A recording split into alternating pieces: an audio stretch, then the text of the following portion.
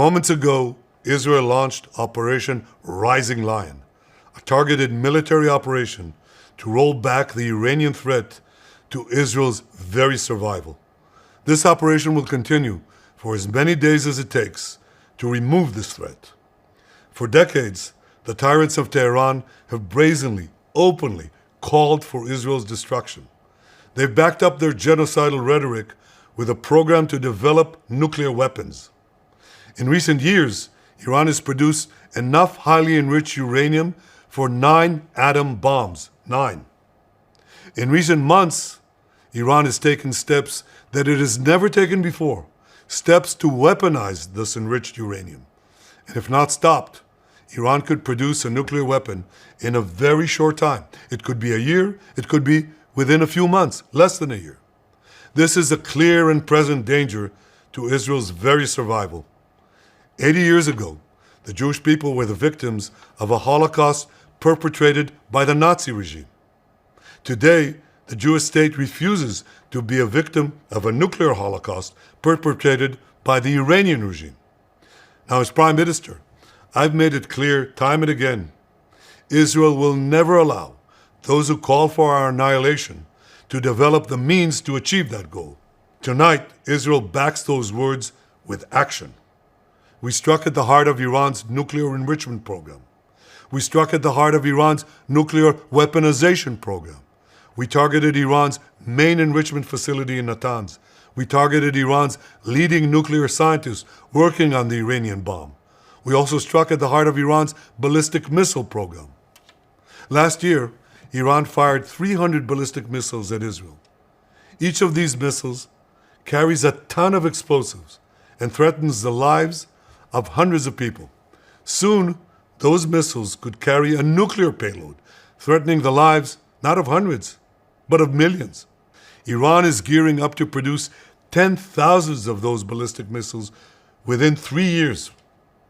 Now just imagine 10,000 tons of TNT landing on a country the size of New Jersey.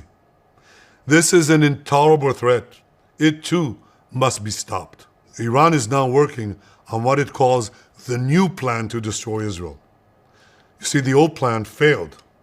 Iran and its proxies tried to encircle Israel with a ring of fire and to attack us with the horrible attack of October 7th.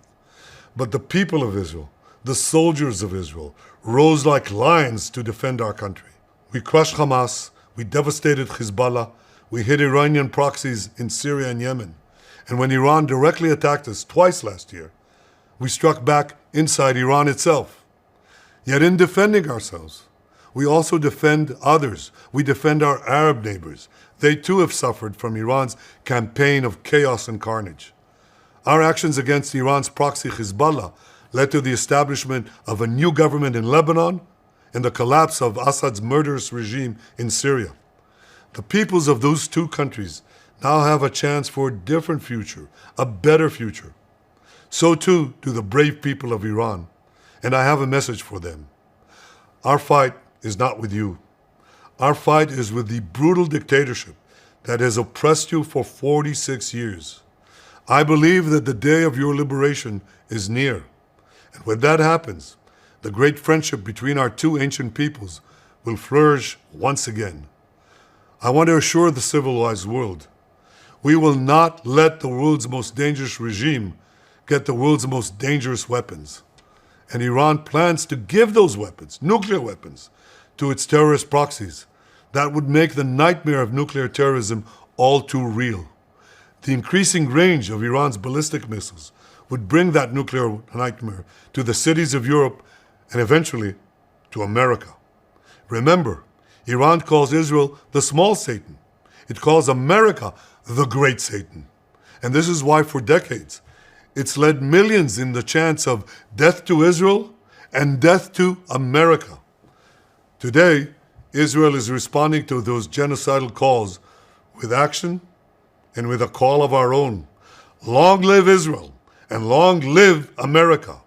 Our action will help make the world a much safer place.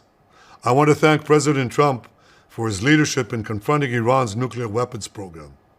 He has made clear time and again that Iran cannot have a nuclear enrichment program.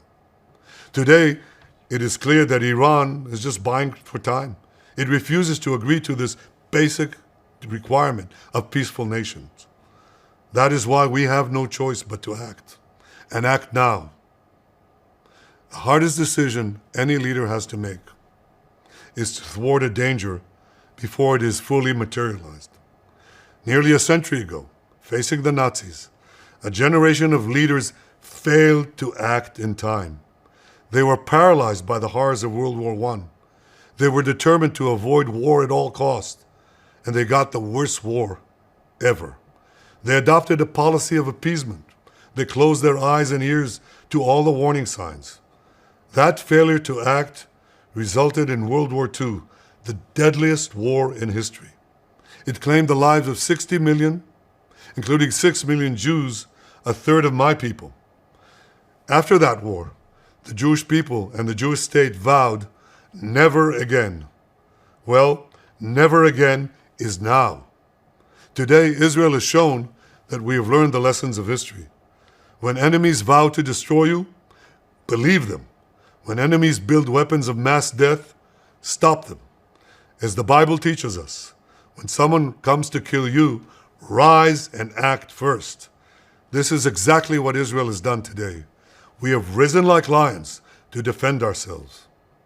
Over 3,000 years ago, Moses gave the people of Israel a message that has steeled their resolve ever since. Be strong and courageous, he said. Today, our strong and courageous soldiers and people stand together to defend ourselves against those who seek our destruction. And by defending ourselves, we defend many others and we roll back a murderous tyranny. Generations from now, history will record that our generation stood its ground, acted in time, and secured our common future. May God bless Israel. May God bless the forces of civilization everywhere. Thank you.